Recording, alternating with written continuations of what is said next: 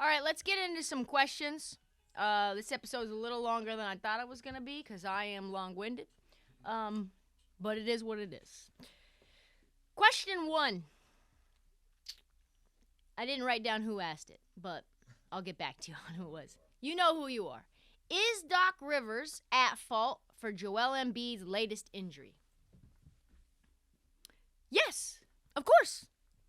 29 points ahead of the Toronto Raptors in Game 6 with 4 minutes left. In a closeout game against a team that had waved the white flag. Wove the white flag. Anyway, the scrubs were in, and you know who was out, not out? Fucking Joel Embiid. What's he doing out there? You know, and also Embiid already had his thumb was torn up. He shouldn't be out there a second longer than he has to. Why was he out there, you ask? Because Doc is so worried, so nervous, so insecure about the prospect of blowing a 3-0 lead that he kept them on the court to ensure that they didn't blow another lead. He's blown so many leads that he's not even comfortable with up 30 with 4 minutes to go. What? Of course he has responsibility for this. He's going to say he doesn't, but he does. You pull him, you put him on ice, and you don't see him again until the Heat series. And you know what? They're now losing Joel Embiid for games 1, games 2, probably game 3, maybe game 4. And by that time, it's night-night sleep mask, and it's maybe night-night to Doc Rivers. He'll probably be fired over it. I mean, you think about it, and you're just like, why'd you do it? Got elbowed in the eye for no reason at all. I know Pascal was the one, and so he's a starter, and he was in the game, so don't give me that. Don't come into my mentions over that. All right, next question. Does Tyrese Maxi really hate James Harden? My initial thought is I hope so. No, I'm just joking. I do think it's funny. There was this funny video that went semi-viral of Tyrese Maxi seemingly not wanting to sit next to James Harden when they were getting blown out by the Heat during a timeout. The video was 100% real. It was 100% recent. And it did seem like he wanted nothing to do with James Harden. As soon as James Harden sat down next to him, he switched seats to sit next to Maxi. And as soon as he did, Maxi got up and he went and sat somewhere else. Which is fine, by the way, if that was to happen. Like, that doesn't mean you hate them. Sometimes you're just tired of your teammates. You don't want to see their fucking face. They're annoying you. They didn't need to pass you the ball. They made a boneheaded move. You're going to lose the game because of them. And at that point, it's just better for some space. Doesn't mean you hate them, but you do need to kind of remove yourself before things get heated. I've been there.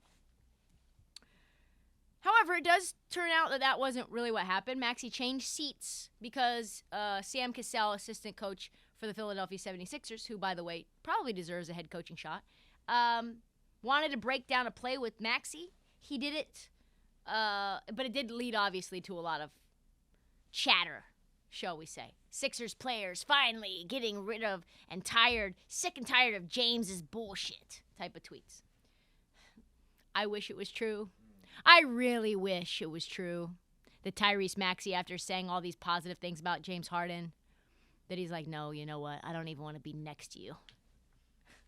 All right, next question. A lot of Sixers questions. Will James Harden sign for less than the max? No. Why would he do that? If we're talking about Tyler Hero signing the max, I promise you players keep notes. If Tyler Hero's getting 37, James is getting 47. Why would he do that? Why would James Harden decide he would take less money for the good of the team? To win? Because he has enough money? He's promised Daryl Morey that he'll take less if he trades. Trade for me, Daryl. I promise. No. Sam Amick, on his podcast, a former colleague, said that he's being told that Sixers intel was that Harden will potentially take less than max money to stay in Philly. I will believe that when I see that. Remember, also, by the way, James Harden was the one who told us he forgot to sign his player option when he got traded. Oh, yeah, the deadline just passed. I didn't even realize. Damn, my bad. I really was meaning to do that. What do you think? It's just like you forgot to pick up the mail? Like, he has handlers and agents and managers and people and the team. They're ring, ring, ring, ring. Hey, we need that. Hey, we need that. He didn't forget to sign the player option? That's not something you casually forget. What? Everywhere James Harden goes, he's been a little fast and loose with the truth. Let's be honest. Except for, though, the one thing was that he said Houston was dog shit without him. Like, that happens to be 100% true. But, like, do I think he promised Daryl Morey he would take less money? Oh, yeah, on the open market, just pay me $40, we're good. Like, I'll let you, I'll leave the 10 aside. No shot. He's going to get paid $50 million a year and not a cent less. And Daryl Morey is going to pay him that money because he loves James Harden like a son and has absolutely no care in the world about his own job security. And he will be staking his career on the James Harden signing. And oh boy, at that point, can't wait to see what happens next. Last question, I think. Last question. Yes. Should the Lakers trade LeBron?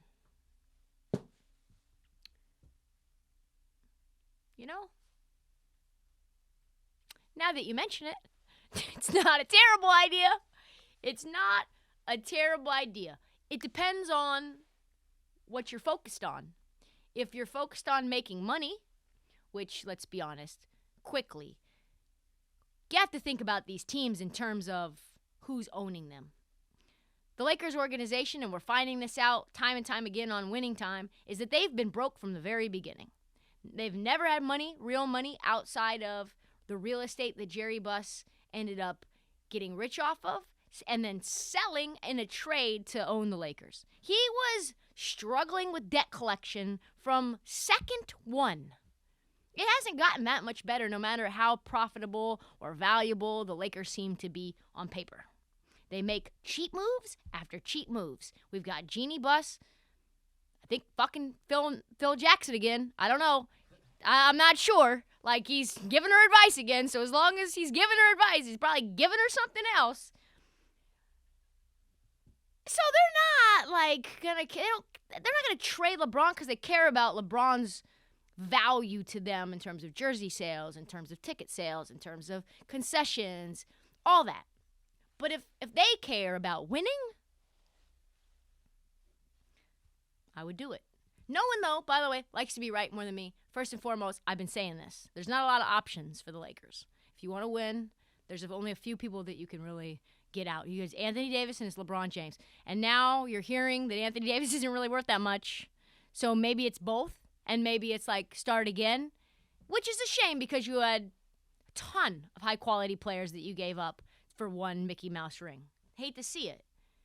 Enter Stephen A. Smith. Stephen A. Smith then now goes on today, and it's fucking infuriating when it happens 6 weeks later.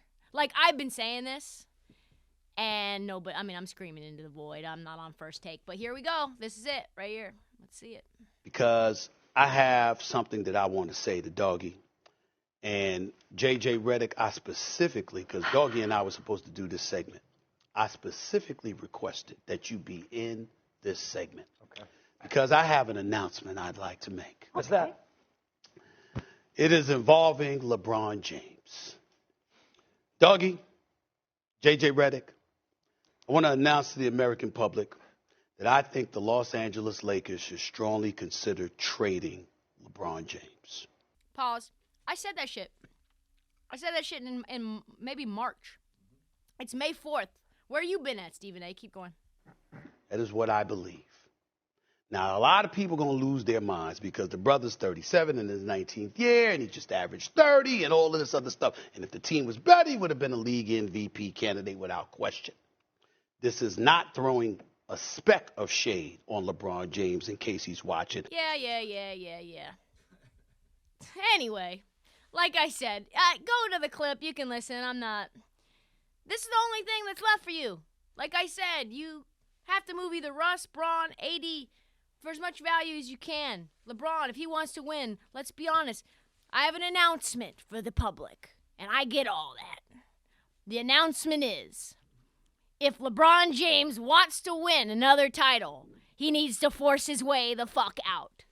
That's what he needs. Like I said, they're not going deep into the luxury tax. He can win in LA, just not in the purple and gold. Go to Ballmer. Ballmer spent, let me just very slowly speak to you. Closely, slowly. Steve Ballmer spent $2 billion on the Clippers, and he paid them with a personal check. He wrote, let me get out my checkbook, and wrote them the check right in front of their fucking face. Do you know what kind of money you have if you can write a personal check for $2 billion? It's just sitting there. It's not in investments. It's not in bonds. You don't even have to accumulate it, call people. You just write the check, and it's there.